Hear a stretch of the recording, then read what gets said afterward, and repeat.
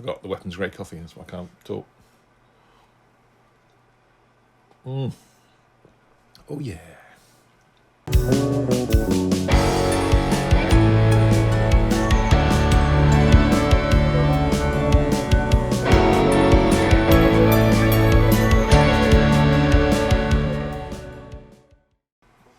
Hi there, welcome to Phase Drive Vlogs once again, here in a very sunny and frosty cold Northampton. Today we're going to be talking not about the pedals we own, but the pedals we've sold, the ones that got away. So before we kick off, just a quick reminder to please subscribe down the bottom, put your notifications on. We upload at least once a week on various topics like photography, video, audio, gear, kit, home audio, which we're now getting into. So, pedals we've sold. Well, this is a regular topic of conversation and quite a lot of regret when we here at Phase Drive start talking about gear and kit, which we do quite regularly, because we're all complete gearheads and guitar and pedal nuts. But myself and Dave, the slightly older members of the team, have had in the past quite a lot of interesting pedals, but have sold them. And I decided to look back and see what we've sold and what it might be worth today. So, so I've looked on reverb.com, good old reverb.com, at sort of the prices, the price range, taking an average price, and then sort of, use that as a benchmark. And it's quite surprising, quite shocking sometimes how much some of these pedals are worth and how much people are prepared to pay for them. So let's go into it. So I'm going to do this in reverse order of value. We currently have a policy in Phase Drive Media of not selling anything. I know that sounds a bit like a hoarder, but you just never know when it's going to be useful and how much value is going to be attached to that particular piece of kit going forward. So even some of the more cheesy, crappy pedals that we used to own are now commanding ridiculous prices. I just don't know what drives them, but there we go. Hey ho. So let's have a look. Let's get started. So first up, original silver, what I called large chassis Morley pedals. So I used to have a Powerwow Volume, and Dave used to have, brother Dave, clone Dave, used to have a Powerwow Volume Boost, I think it was, and it was quite a boosty pedal, provided a lot of boost, and yeah, so we sold them. What can I say? But now they are worth, well, a Morley Powerwow goes for about 160 on average, and the Wow Boost about 280. So not stupid prices, but there's still reasonable value attached to them. So at the moment, I'm using Morley's sort of mini version, which is all in black, and that's just because it saved pedal board space. I don't think it's the best sounding wah in the world, but it's compact, and it worked on my pedal board. So yeah, fine. I don't think they're quite as impressive looking as the old silver chassis, but still do nice pedals. I think Dave's moved on to a Crybaby with the red phasal pot for the tone, and if I had to choose again, I'd probably go down the route of choosing it for tone, not just for convenience. But it does serve a purpose. It works, does good wah, does good volume. So that's the first two, are Morleys. So next on the list is a Dodd envelope filter. Now, we didn't get a great deal of use out of this. We had wah pedals, so we thought that it didn't last long. But I would have loved to have this now, because I've currently got a Mooer envelope filter, and I quite like an envelope filter. You don't have to worry about the foot action, you just play with the response and dynamics, and they're quite good little pedals to have. And I bet that sounds better than my Mooer. So currently they go for about 200 quid on average. So again, not a particularly cheap thing. And a lot of these pedals, this one does have a 9-volt DC, but I'm pretty sure the one we had was a slightly older version than this and didn't have, a power input. A lot of these vintage pedals don't have a power input or an LED light, so they're not as convenient. And yet they command ridiculous prices, as we will see as we go forward. So that was the Dodd. The other thing me and Dave used to have, we used to have one each was one of these, the original silver Ebo. I couldn't find many on Reverb. I did find one. It's going for about 300 quid. Yes, and we both sold them. Dave now has the modern version with a little switch for sustaining. But yeah, that I kind of regret that. I'd like an Ebo. But £300 for a vintage one is a lot of money. So, and the slightly less vintage black versions go for about 200. So that, again, not cheap things. But I was amazed, £300 for one of those. I mean, it does come in a very nice little leather holster, but crikey. So yes, we had two of those, so that's 600 quid worth straight away.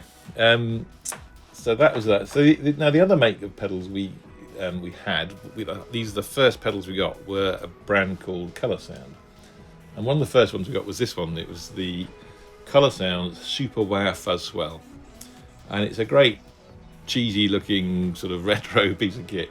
They were very cheap, very kind of, you know, made to a price sort of pedals.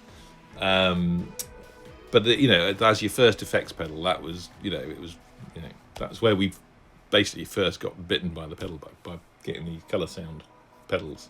And I think we had a couple of these, and the Super Sustain, which I'll come to in a minute. Again, these go for silly money. They go for 300 or 400 quid on average. I think the average I got for this one was about 266, but the Super Sustain goes for even more. We still got the Super Sustain somewhere, and it's a very noisy thing. It requires two, 9-volt batteries, and it's just, I just don't get why people pay 400 quid for it, but it does command those sort of prices. So yeah, this thing was an interesting little piece of kit. I like the fact that it had these cutouts here for the various switches on the treadle, but you can see from the innards it's not a particularly advanced piece of kit, but I think people like them because they are true analog and they are a bit kind of graunchy and a bit,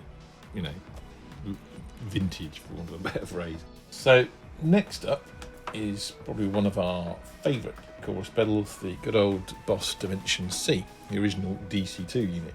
Now this one in the picture is tends to be mine, which I think Dave is currently borrowing, and we used to have two, a bit like the old Ebos, but Dave sold his when he got his Digitech multi-effects unit, and yes, he does regret that. Yeah. We recently did a comparison of various Dimension C and Dimension D models in a vlog, that might be worth checking out if you're interested in these effects. Thoroughly recommend it. But yeah, this was and still is one of our favourite chorus pedals, and we've compared it with TC Electronic clone, an Arturia software version of the Dimension D rack unit, and also the models in Dave's Boss MD500 pedal, and also this, which is the current version, which is the reissue Dimension C DC2W, or Wazza Craft, which is Boss's kind of specialist division for producing really tasty pedals. And this is great because it's got all the functions that the original had, and it's true analog. There's also, you can do two switches at once, which is nice, and it's got this SDD 320 mode to emulate the rack mount, the Dimension D. So it's very flexible and sounds great. But the original, probably in its original form, has the edge on that just slightly. Just sounds a little bit more warm, a little bit more lush, but that isn't very far off. So yeah, that's a great little pedal, and they do command quite significant prices for good ones.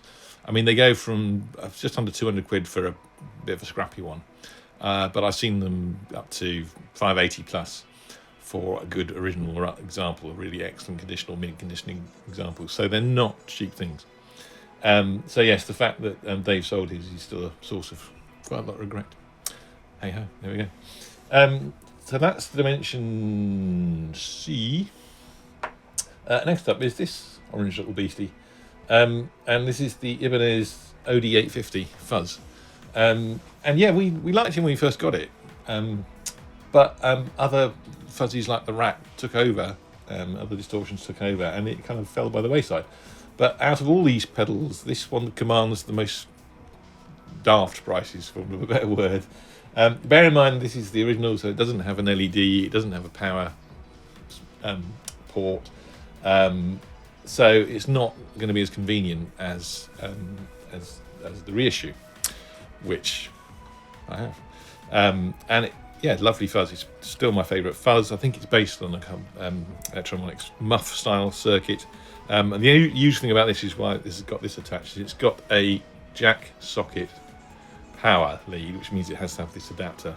I'm not sure why they did that, because you know the Mini has the standard port. I've got the Mini as well. My Mini board, love it so much. Great little pedal. But yeah, very happy they reissued it, and yeah, that gets quite a lot of use. But these, if you want one of these, then they start at about $230 for a scrappy version. That's the original one, and go up to about $860. I've seen them go to for a mint original version. So yeah, not cheap bits of kit. You know, why would you when you got a reissue? Well, some people just want the vintage, and you know, you want the vintage, then you're gonna have to pay for it. But yeah, great little pedal, and I just love the colour of it, and I'm happy that they were very true to the original in doing the reissue. You know, same lettering, same, just about same everything. So yeah, love that one. So moving on. Perhaps one of the ones I regret selling most is the electric Mistress flanger, the original one. I found a music shop that had stock due coming in. It wasn't in the country yet. You know, they just started producing it, and the stock hadn't reached the UK yet. You know, by phoning them up and looking in the telephone directory. There was no internet then, so you looked in the telephone directory, you found a music shop, you phoned them up, and you said, "Are you going to get this in?" They said yes, and then you had to write them a letter, send them a check. Remember those checks, bits of paper? Yeah. And there's a lot of trust involved, obviously. And then when it came in, they would send you it, the unit, and you know, and off you go. But this, the original wedge-shaped metal box, quite a crude-looking thing, isn't it? Utilitarian sort of design. It took about 3 months to get the stock in, so I waited for a flipping ages, and kept phoning them up, and they would say, "No, it's not in yet. You know, we haven't got stock yet. They haven't sent it over from America." But when I did get it, I couldn't switch it off. It's just such a good sound. I just love the sound of this thing.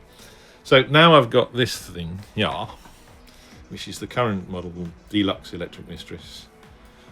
A little bit more of a compact box, a little bit more classy and finished, not quite so rough around the edges, and it's a great sounding unit. I still love the sound of that unit, and also have this Noooooo E-Lady, which is a clone of this little beauty, and I've got also a software version of that original look pedal from SK Note, which I am going to do a comparison of real clone versus sim at some point soon, so look out for that. Like I say, we've already got a Dimension C off in our video stock, vlog stock at the moment, so check that out. But yeah, that's coming up, and must admit, having played with these through an amp, that is such a nice, warm, lush sound, probably warmer and more lush than the original.